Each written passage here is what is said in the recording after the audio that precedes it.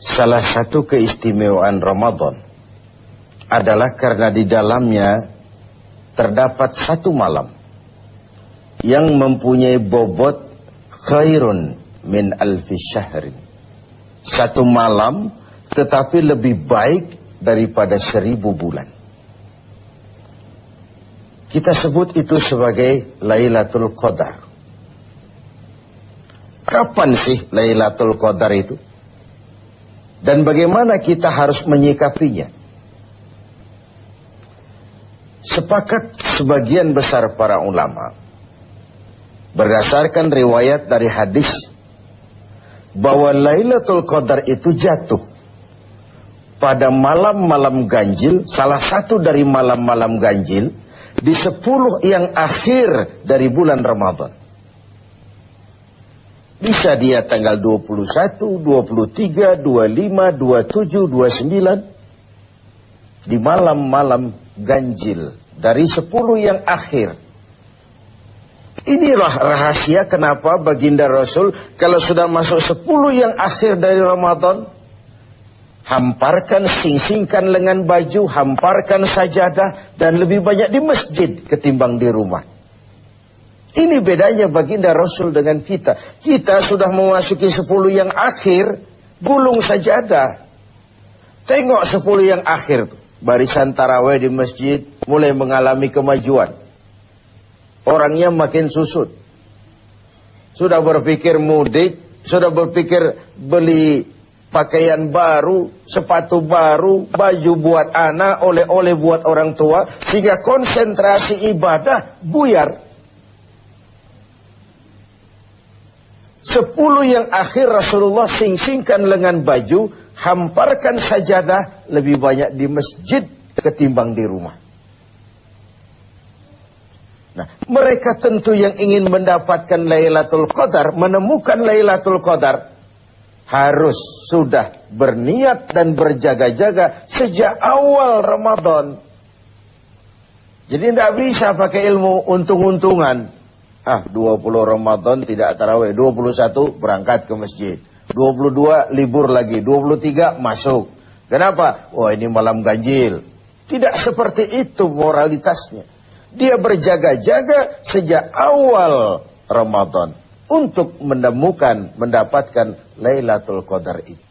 Bagaimana kita harus menyikapi Lailatul Qadar ini?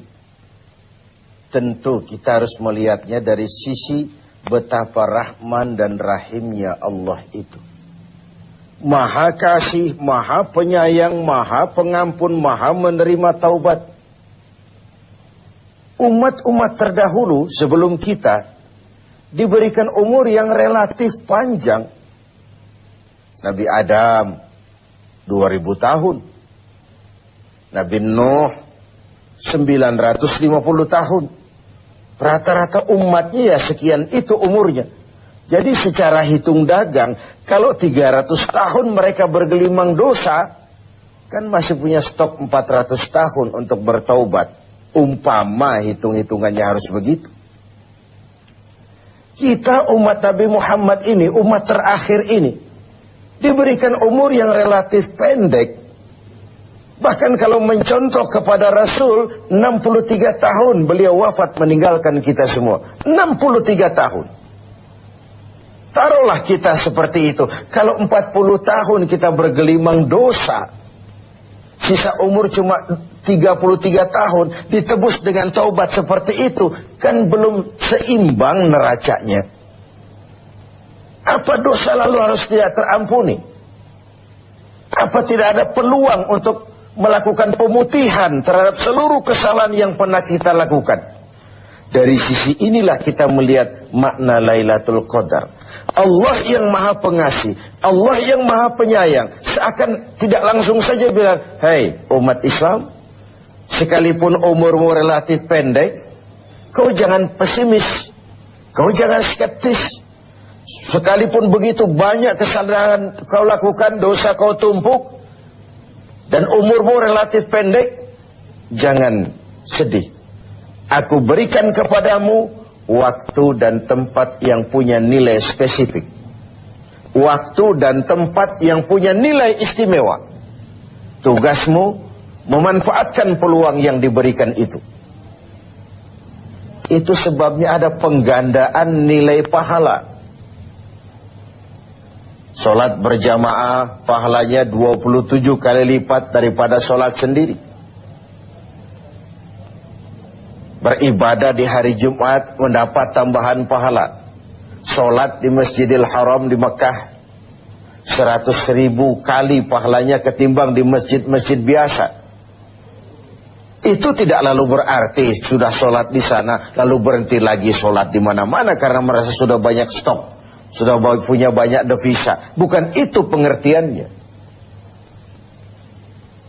Ada ruang dan waktu yang punya nilai istimewa. Kalau kita pandai memanfaatkannya, maka nilai lipat-kelipatan dari ibadah kita itu diberikan oleh Allah Subhanahu wa ta'ala.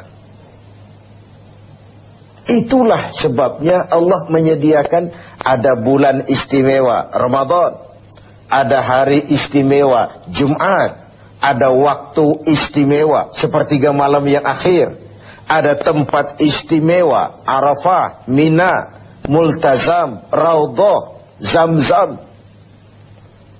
Ada waktu yaitu Lailatul Qadar. Satu malam lebih baik dari 1000 bulan. 1000 bulan itu kan 83 tahun. Dan jarang orang sekarang yang mencapai umur 83 tahun.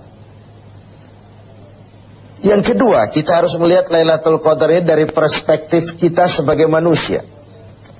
Tidak ada orang yang tidak pernah salah. Sengaja atau tidak, kecil atau besar, khilaf atau terpaksa, setiap kita mesti pernah melakukan kesalahan. Ya kepada sesama manusia, ya juga kepada Allah. Salah kita kepada Allah, kita bertaubat langsung kepadanya. Sampai-sampai di hadis kursi dikatakan, "Lau amiltumul khataya hatta mala'atis sama, thumma nadimtum fataballahu alaikum."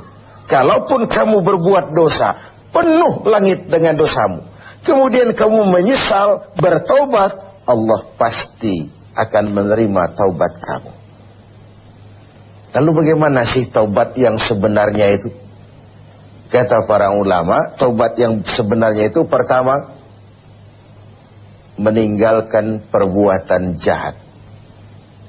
Yang kedua, berjanji tidak akan pernah mengulanginya lagi. Yang ketiga, menyesal pernah melakukannya. Inilah 3 syarat utama. Pertama, meninggalkan perbuatan jahat itu. Bertaubat dari minuman, tinggalkan total. Bertaubat dari judi, tinggalkan total. Bertaubat kepada Allah dari melakukan maksiat, tinggalkan secara total. Meninggalkan perbuatan jahat. Dan total, tidak angin-anginan. Yang kedua, berjanji tidak akan mengulanginya lagi. Tidak akan pernah lagi saya berjudi. Tidak akan pernah lagi saya berzina. Tidak akan pernah lagi saya mencuri. Berjanji tidak akan mengulangi.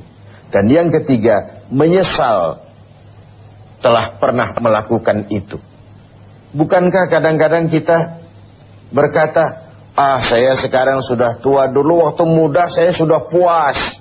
Bukan menyesal, puas. Sekarang saya sudah tua, dulu waktu muda sudah puaslah saya. Sudah pokoknya sudah puas. Bukan puas yang diminta. Menyesal, kenapa dahulu begitu? Kenapa telah melakukan itu? Inilah makna taubat yang sebenarnya. Pemirsa TV7 yang berbahagia, orang yang beribadah Ramadan dengan baik, melaksanakan taubat dengan benar, diterima taubatnya, pantas dia keluar dari Ramadan, masuk 1 Syawal, pantas jika ia masuk dalam golongan minal aidin wal faizin. Masuk dalam golongan orang yang kembali. Kembali kemana? Kembali kepada fitrah. Suci, bersih. Seperti bayi baru dilahirkan oleh ibunya. Tidak punya dosa kepada Allah. Lantaran sudah dilebur oleh ibadah dan taubatnya di bulan Ramadan. Wal faizin, dan termasuk ke dalam golongan orang-orang yang beruntung. Tidak dalam artian yang materialistis, tapi dalam artian memperoleh keberkahan dalam hidup dan keberuntungan di dunia, lebih-lebih di akhirat nanti. Inilah Ramadan, di mana kita selalu mencari nilai tambah dari setiap amal yang kita lakukan. Karena umur yang diberikan relatif pendek. Dosa yang kita kerjakan relatif banyak. Kalau neracanya tidak diimbangi dengan upaya mencari nilai tambah tadi, boleh jadi tidak akan ada keseimbangan dalam neraca hitung-hitungan kita di hadapan Allah Subhanahu wa ta'ala. Padahal seimbang saja sudah rugi. Kita ingin masuk dalam fa'amman thaqulat mawazinuhu, orang yang berat timbangan kebaikannya, bukan yang berat timbangan kejahatannya. Adanya nilai keseimbangan ini akan membawa kita kepada keberuntungan di padang mahsyar kelak, di pengadilan Qadhi Rabbul Jalil. Oleh karena itu, dalam setiap langkah di Ramadan, mengisi Ramadan ini, kita tetap berupaya mencari nilai tambah dari suatu amal. Dan amalan itu, bagaimanapun baiknya sudah kita kerjakan, tetap mengacu kepada fa'idha faragta fansab. Kalau sudah selesai kau kerjakan satu perbuatan, sing-singkan lengan bajumu, bersiaplah untuk tugas berikutnya. Tidak ada puas, tidak ada prestasi puncak. Bagaimanapun baiknya sudah yang kita lakukan, dia hanya awal menuju ke arahnya.